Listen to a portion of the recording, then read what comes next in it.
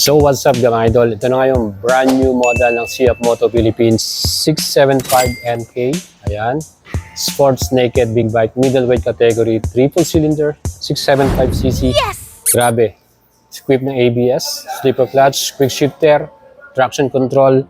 Andito na lahat yung ating hinahanap sa isang street naked big bike. Plus curve pa ang kanyang full color TFT display, 5-inch ang kanyang pinakasukat.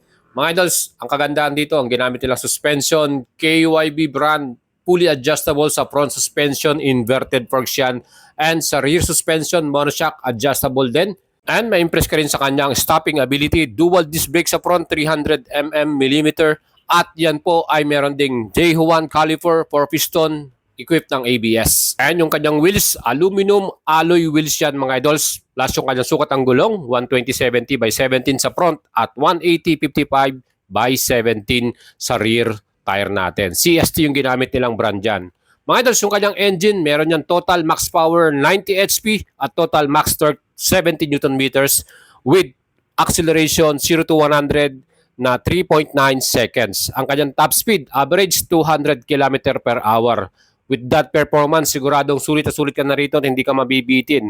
Ang kanyang seat height, meron namang sukat na 810mm mga idols and fuel tank capacity 15 liters. Pagdating naman sa kanyang presyo, ito ay mayroong SRP 409,800 pesos. Pwede rin kayo mag-apply via YL Financing, installment 20%.